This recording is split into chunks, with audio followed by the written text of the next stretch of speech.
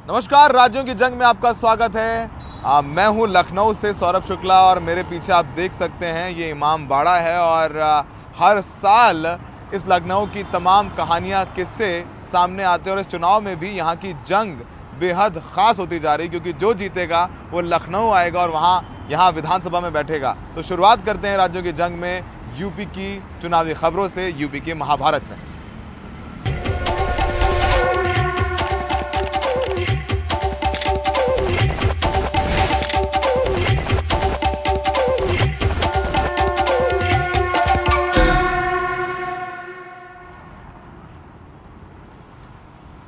आज जो समाजवादी पार्टी के प्रमुख अखिलेश यादव और राष्ट्रीय लोकदल के जयंत चौधरी ने मुजफ्फरनगर में एक साझा प्रेस कॉन्फ्रेंस की।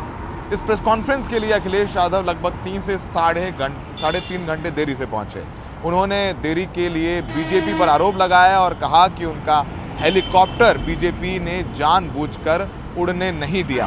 आपको बताएं कि इसके लिए उन्होंने एक ट्वीट किया और उस ट्वीट में अखिलेश ने कहा कि उनके हेलीकॉप्टर को दिल्ली में रोककर रखा गया है। हालांकि बाद में एक और ट्वीट करके उन्होंने बताया कि उन्हें उड़ान की इजाजत मिल गई है। बाद में प्रेस कॉन्फ्रेंस कर इस मामले पर अपनी बात भी रखी। देरी का कारण मुझे नहीं बताया गया। मैं कई घंटे हेलीकॉप्टर में बैठा था, रिफ्यूल कराना पड़ा, उसके बाद मैं आपके बीच में पहुंचा हूं।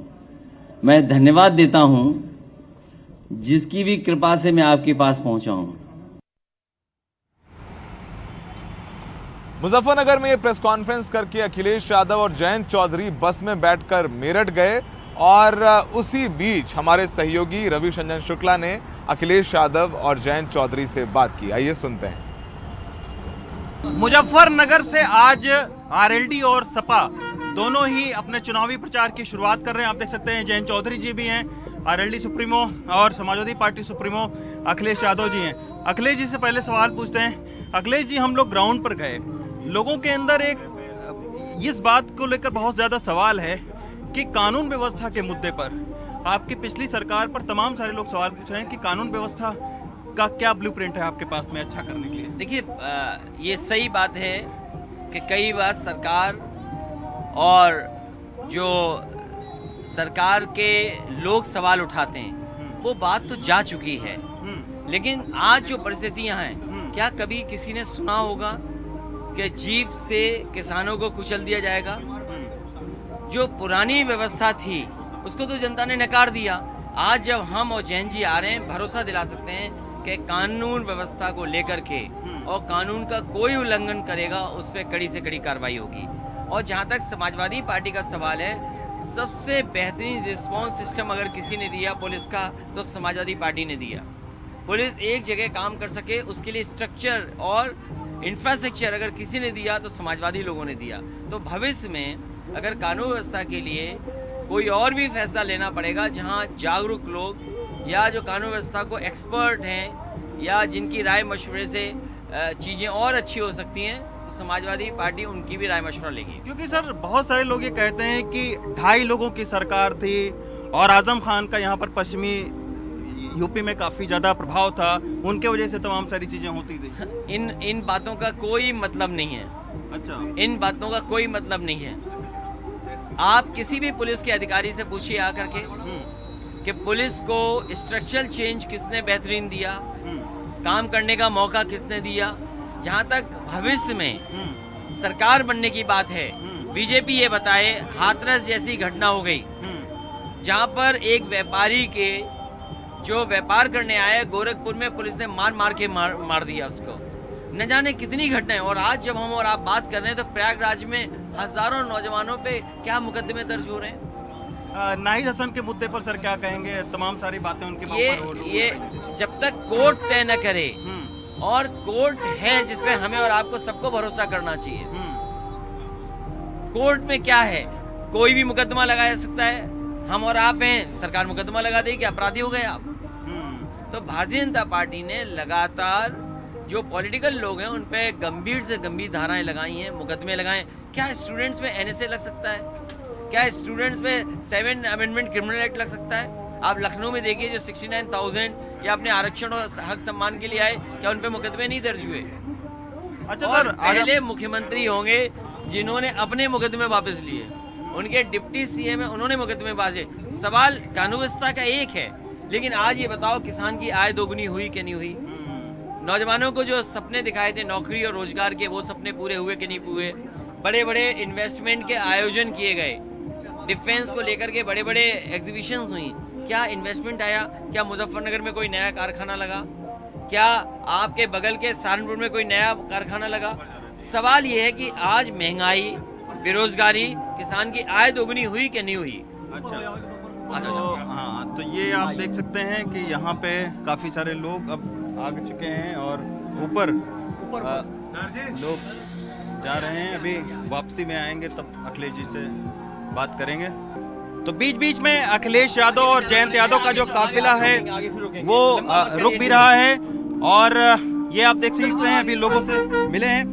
आगे बढ़ेंगे सर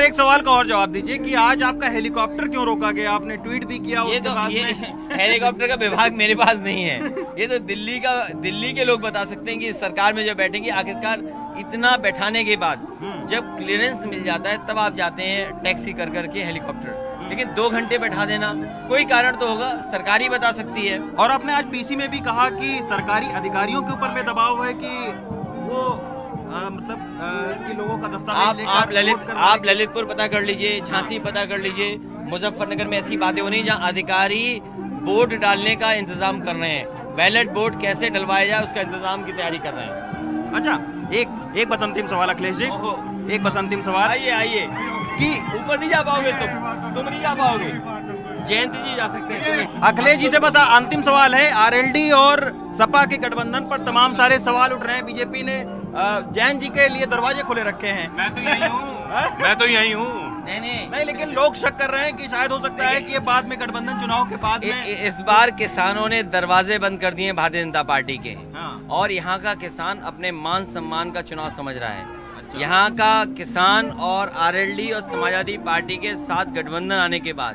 ये चौधरी चरण सिंह की विरासत का चुनाव भी है। अच्छा, ये तो बीजेपी के लोग भी कह रहे हैं कि हम विरासत के लिए लड़ाई लड़ रहे हैं और जो जैन जी हैं वो अपने परिवार के हैं, अपने खानदान के हैं, हम वो साथ में हैं, इसीलिए उनका आज भारतीय जनता पार्टी को आज याद आ रहा है भारतीय जनता पार्टी ने यहीं के किसानों को अपमानित किया, यहाँ के किसानों को लाठी मारी, कितने शहीद हुए किसान। हालांकि उत्तर प्रदेश के किसान उतने शहीद नहीं हुए जितने आपके पंजाब के हुए या देश के किसान आए। तब भारतीय जनता पार्टी कहाँ थी? यही भारतीय जनता पार्टी के लोग जब किसानों को आतंकवादी कह रहे थे, मवाली कह रहे थे, कीलें लगाई जा रही थी, बोल्डर लगाए जा रहे थे, उनके ट्रैक्टर पकड़े जा रहे थे, उनपे केस मुकदमे लग रहे थे, डीजल नहीं दे रहे थे, तो अब समाजवादी लोगों ने कहा कि जितने भी किसान आंदोलन में किसानों पे मुकदमे सब वापस होंगे। चलिए, बात करने के लिए शुक्रिया। जयंत, आज आपने एक गंभीर आरोप लगाया कि वोटर कार्ड से छेड़खानी हो सकती है, तमाम सारे सरकारी अधिकारी इस बारे में लगे हुए हैं। पोस्टल बैलेट की संख्या इस बार बढ़ेगी और मैंने ये कहा कि सभी जो कर्मचारी, सरकारी कर्मचारी हैं जिनकी वोट पोस्टल बैलेट से गिरनी है, उन्हें सतर्क रहने की जरूरत है। उनके अधिकारियों पे अनैतिक दबाव भारतीय जनता पार्टी की सरकार बना रही है, जो मेरे जानकारी में है, और बुला के उनके वोटर कार्ड या आधार कार्ड लिए जाते हैं। जब तक बैलेट पेपर पे खुद वो हस्ताक्षर ना करें, अपना वोट ना दर्ज कराएं, तब तक उन्हें सतर्क रहने की जरूरत है। संजीव बालियान ने कल सर हमसे बात करते वक्त कहा कि जयंत चौधरी अपने परिवार के शख्स हैं और हम चाहते हैं कि हमारे साथ में रहते हैं। अब वो सामाजिक हिसाब से कह रहे हैं, लेकिन आप देखिए कि उनकी सरकार ने, जिसमें वे एक जिम्मेदार व्यक्ति हैं, जिस तरह से किसानों को कुचला, ये चुनाव चौधरी चरण सिंह की विरासत का चुनाव है। बिल्कुल ठीक कहा अखिलेश जी ने, और उस विरासत के साथ मैं धोखा नहीं कर सकता। धन्यवाद हमसे बात करने के लिए। तो अखिलेश यादव और जयंत आज यहाँ पर चुनाव प्रचार का आगाज कर रहे हैं पश्चिमी उत्तर प्रदेश में। आप देख सकते हैं कि भीड़ कितनी ज्यादा है। मुजफ्फरनगर, मेरठ से रवीश रंजन शुक्ला, सुधीश कुमार के साथ। आजम खान के बेटे अब्दुल्ला आजम की मुश्किलें खत्म होने का नाम नहीं ले रही। अभी वो 23 महीने बाद जेल से छूटकर बाहर आए हैं। उन्होंने रामपुर की स्वार विधानसभा से अपना नामांकन भरा है, पर इस नामांकन पर तलवार अटक गई है। बीजेपी और कांग्रेस के नेता प्रत्याशी इस कोशिश में हैं कि किसी तरीके से उनका नामांकन रद्द करा दिया जाए, कुछ फर्जी वाले कागज की बात कर रहे हैं। उधर अब्दुल्ला आजम का कहना है कि प्रशासन बीजेपी के लिए काम कर रहा है। देखिए हमारी ये रिपोर्ट। अब्दुल्ला आजम प्रशासन से बेहद खफा नजर आ रहे हैं। 23 महीने जेल रहकर आए अब्दुल्ला आजम का कहना है कि यूपी प्रशासन उनके खिलाफ साजिश कर रहा है। क्यों डर रहा है इतना नामांकन से? वो पहले से नामांकन पे आपत्ति लगाएंगे ना। अरे भाई चुनाव लड़ो, जनता के बीच जाओ, जनता के मुद्दों पर बात करो, जनता को भरोसा दिलाओ। चुनाव से क्यों इतना डर है? डरे हुए जनता के बीच जाओ ना भाई। अगर मैं गलत होऊंगा तो जनता मुझे सबक सिखाएगी, अगर आप गलत होगे तो आपको सबक सिखाएगी। दरअसल आजम खान के परिवार पर 200 से ज्यादा मुकदमे हैं। आजम खान पर 103 मुकदमे हैं, अब्दुल्ला आजम पर 43 मुकदमे हैं, आजम खान की पत्नी ताजीन फातिमा पर 32 मुकदमे हैं। अब्दुल्ला 2017 में स्वार सीट से चुनाव जीते थे, पर गलत आयु प्रमाण पत्र देने के कारण कोर्ट के आदेश पर अब्दुल्ला की विधायकी रद्द कर दी गई थी। कांग्रेस और बीजेपी दोनों ही इसी दलील के आधार पर अब्दुल्ला का नामांकन रद्द करने की मांग कर रहे हैं। अब्दुल्ला ने 2017 में आजम खान के परंपरागत प्रतिद्वंदी नवेद मियां को हराया था। इस बार मैदान में नवेद मियां के बेटे हमजा अपने पिता की हार का बदला लेने के लिए बीजेपी के सहयोगी अपना दल से मैदान में उतरे हैं। अगर वो पर्चे में गलत चीजें लिखेगा, या अगर वो 420 करेगा पर्चे में, या अगर वो फौजरी करेगा, तो उस पर तो लीगल एक्शन लेना ही है। वो कोई बचाया नहीं जा सकता उसके लिए। और चुनाव जो होता है वो चुनाव की जो प्रक्रिया है उसके हिसाब से होता है। जो हमारे भारत का संविधान है उसके हिसाब, जो भी उनकी गाइडलाइन है उसके हिसाब से होता है। अब्दुल्ला आजम ने मंगलवार को पर्चा भरा है, लेकिन अब्दुल्ला का पर्चा रद्द होने के अंदेशे की वजह से सपा ने अब्दुल्ला की मां ताजीन फातिमा का भी इस सीट से नामांकन कराया है। आजम खान अब भी जेल में बंद है। बीजेपी को लगता है कि जैसे आजम खान को जेल भेजा है, वैसे आजम खान को जनता की अदालत में हराना भी जरूरी है। यही वजह है कि 80 बनाम 20 का नारा देने वाली बीजेपी ने अब्दुल्ला आजम को हराने के लिए उनके सामने अपने पहले मुस्लिम उम्मीदवार को, नवेद मियां के बेटे हमजा को टिकट दिया है, जो कि परंपरागत राइवल हैं आजम खान के। तो बीजेपी ने पूरी कोशिश की है कि किसी तरीके से आजम खान और उनके परिवार को हराया जाए।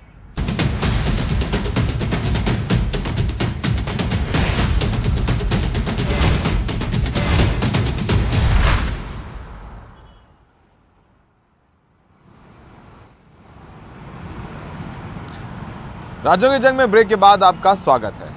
दिल्ली के मुख्यमंत्री और आम आदमी पार्टी के संयोजक अरविंद केजरीवाल आजकल पंजाब में जमकर मेहनत कर रहे हैं। उन्होंने आज जालंधर में टाउन हॉल में एक मीटिंग की, जहां पर उन्होंने कहा कि आम आदमी पार्टी एक कट्टर ईमानदार पार्टी है।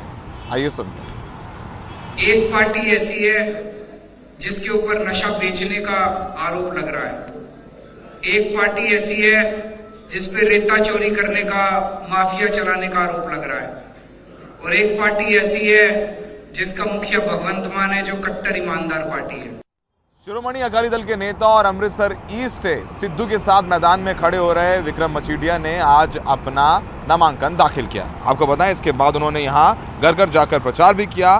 कांग्रेस की ओर से इस सीट पर नवजोत सिंह सिद्धू मैदान में है।